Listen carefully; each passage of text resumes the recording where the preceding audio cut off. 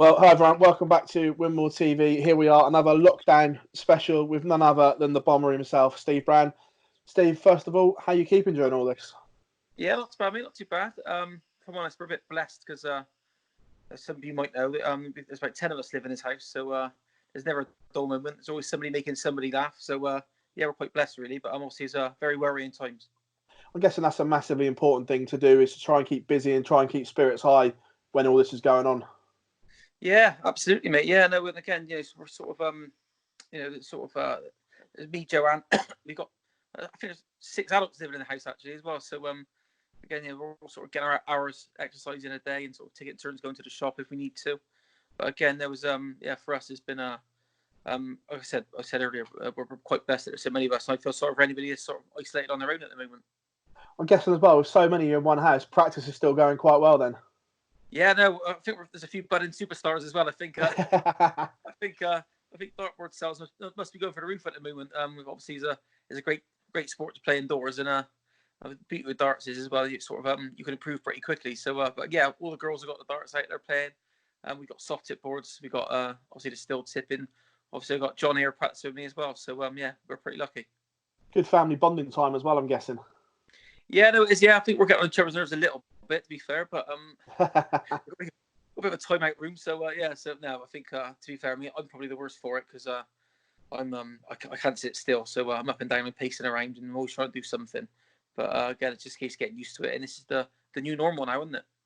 How's the break going to affect you personally, do you think? Because obviously you've had quite a good start to the season as well. Like the momentum rolling off from Q School has gone really well. So how do you think that's going to affect you when we do go back? But actually, I'm sort of using it. I'm sort of looking at it another way, that it gives me a chance to perhaps catch up with everybody else. Because Yeah. I still, even though I still had some good results and some good performances on tour, I still never really felt like I was sort of operating on the same level, or certainly in confidence and in practice. I've sort of been playing from memory. So from now, I'm getting lots of hours on the board, and I feel like I'm gaining ground, if you like. So I'm using it in a positive way. What was it like going back on tour for the first time? Amazing, yeah, brilliant. Like I said, I kidded myself that I wouldn't miss in it. And as soon as I got the tour card back, and the first day I walked through the room, and people were coming to me, shaking my hands and welcoming me back, and it kind of felt like I'd never been away, even though it'd been 5 years. But yeah, the buzz was there straight away, and the will to win, which sometimes could be. I can get a bit excited and a bit carried away, but I just love winning, love competing. What's the biggest thing that's changed in those 5 years from walking back through the door? Admittedly, the standard's gone up. I'm arguably playing the best darts of my life at the moment on the tour. But I need to. It's not. I'm not. Not earning a load of money out of it at the moment. But yeah, the standards have gone through the roof, obviously, and I think that just helps. I knew that when I went back into the room, really. So I sort of hit it ground running. I won my first game back against James Wade. I've had some great scalps since, and some really real narrow losses to some quality players. So playing from memory and not so much practice, it's done me well so far, but it's not enough.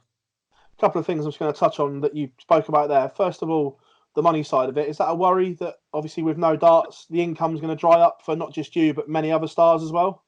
It's got to be a concern for people, especially those that perhaps aren't so, that don't really sort of save a lot of money. And I think a lot of dart players are sort of single blokes and sort of live quite a fast lifestyle, if you like. So, but again, I think the government have been fantastic in terms of mortgage payments and all the stuff, and the 80% furlough pays and all this kind of stuff. And the PDPA and the PDC have stepped up as well, and offered some financial help for those that are struggling. So I think it'll be all right. It's not gonna, they're spending a lot of money at the moment, are they? So it's just a case of surviving at the moment. And just as long as you can eat and sleep, you're fine. The second one off of that, obviously, with no tournaments going on at the moment, isn't it an advantage for like the likes of yourself that are on the first year of their tour card, where certain people and certain players are defending a lot of money or need big runs to keep their tour cards, with the possibility that maybe not every event will take place that was meant to in the calendar? I've not really looked at it from that point of view, to be honest. I feel like I'm missing out on my 2 years. So Yeah. yeah. So again, yeah, I'm not sure if this goes on for every 6 months. But what do PDC do? Well, everyone that got a tour card this year haven't had a chance to sort of play for most of the year. Will they give us an extra year and not have a Q school? I'm not sure, but it'd be interesting to see. Have you thought about different scenarios that could play up during the year if we're on lockdown for 1 month, 3 months, 6 months? What from a PDC point of view? Well, both player and PDC. Yeah. Sorry, yeah. Well, from the PDC point of view, I mean, I could see some. I'm not sure. Excuse the cough. For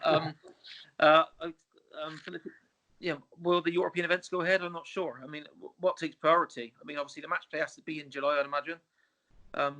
The Grand Prix is always in October. Obviously the World Championship's December. So, I'm not sure what events take preference. Whether it's the Pro Tour, what we lose, the Pro Tour or the Europeans? I'm not sure. Touching on the match play, like you said there, obviously it's one of the tournaments that every player and fan looks forward to. But if we were to have no competitive darts between now and the match play, could it go ahead? Or would you have to completely change the qualifying criteria? Or would you just take it, the top 16 in the world and the 16 as it stands in the 1 year order of merit? I think probably if if we're almost back to normal and we can sort of have crowds gathering again, but with little time to do any sort of qualifying criteria, I'd imagine they'd sort of select it as it is, but not let the prize money go on the ranking. Maybe, I'm not sure, but I'm pretty sure the PDC are keen to get events back on. Oh, massively. But like you say, it's almost out of their hands because it's going to be a government decision when we can all start relaxing the social distancing rules that are in place. Yeah. And the same goes for the JDC business at the moment as well. Obviously, we suspended all of our activity at the moment, pending sort of government advice. But again, we're sort of looking closely at what the PDC and the PDPA are doing. Obviously, we will sort of take their advice as well. But what I'm happy to say is we're about to launch sort of an academy incentive online for people to get involved from home, but not just for the kids, but for family members as well. So that's something we can look forward to, and that's something we can control. But again, sort of that's very much based in your home. You must have been reading my mind because we were going to touch on the JDC, and I'm guessing you've been affected massively as a brand and a corporation, the same as every other sporting events through the whole of the UK. Yeah, and it's affected us operationally. Of course, it has. I said myself and Darren still working really hard behind the scenes on new initiatives. Again, sort of, we're on the phone sort of 2 or 3 hours a day, every day at the moment, and just trying to sort of work out scenarios of when we can possibly go back to work. I think there's 3 different diaries that we've worked on in terms of dates and what we can, events we can cram in. Obviously, we've got World Championships to look forward to in November. I'd say that at the moment the Europeans and the MVG Masters in August is very doubtful at the moment. But again, so building a lot towards this event in November, and perhaps we can add in a few additional events in November to the World Championship program. The August event in Gibraltar, if that's not to go ahead on the original date, is there any scope to move that later in the year, or would it have to be postponed by a year and restructured for next year? Yeah, if we have to postpone it in August, I can't see. I think it'd be pretty unfair of us to ask parents to go back over again, let's say in October and then again in November. It's just, so we'll just perhaps add a day or two in November, make it a real festival of darts in November. I suppose that's the only thing you can look at is trying to make the existing one you've already got in the diary bigger and better than what it would have been to make up for that lost date. Yeah, absolutely. Yeah, and it also add value to for everyone concerned really, and a few more opportunities. And again, this I'm really excited about this new online academy we're about to launch. So more details in the coming days on that. But a lot of people have put a lot of effort into this, including Winmau, Go Darts Pro, ourselves. And I'm pretty sure it'll be successful. And there may be a competition that could go off the back of that will be held in Gibraltar as well. Exciting times for all the JDC members and people looking to sign up then, that there's no darts that they can attend, but there's still plenty going on for the kids to get involved in. Yeah, we're doing, every day we're doing new initiatives. I think there's a JDC quiz yesterday. I think there might be a crossword tomorrow. We're just trying to keep people engaged. Obviously, at this time, everyone's bored, looking for something to do. But for us, it's all about sort of keeping people, like I said, keep people engaged and keeping us at the forefront of their minds. I know when we spoke back in late January, early February, when you just got back from China, and we were laughing and joking about just stuff like through the year that I had planned. No one could imagine that 2 months down the line we'd be in this situation, though, could you? With all the plans you had for yourself and the JDC. Yeah, no, it was no secret. I went to China just before the outbreak started, really. But again, it was a real positive meetings with the government over there. Some really, really big plans for this year. Obviously, that's not going to happen now. But we are going to get back to that. I think life in China seems to get back to normal at the moment.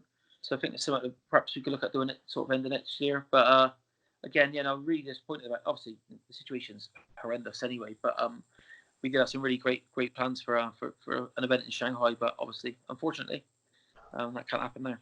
Well, I know we did a really good interview about it, and then one of those interviews that's never going to see the light of day. Yeah, I know, but we're stick them in the archives, and perhaps when all this is over, we can sort of share really what we got. A bit like a bullseye moment. This is what you could have won. Yeah. No, it wasn't a wasted trip. And again, when I was over there, they were so keen, and I didn't realise that there was such a strong darts community, especially in Shanghai as well. And the local government I went to meet, they were so enthusiastic. I'm disappointed for them as well because they put so much work into the bid to get us over there, and the facilities were fantastic. Everything was all laid on for us really. But again, something we'll come back to when the time's right. But again, it wasn't a wasted trip. Steve, it's an absolute pleasure talking to you, mate. Before we go, have you got a message for everyone at home? Yeah, just keep washing your hands, stay safe, and stay and save lives. Pleasure, Steve. Thanks very much, and we'll speak to you soon. Cheers, Phil.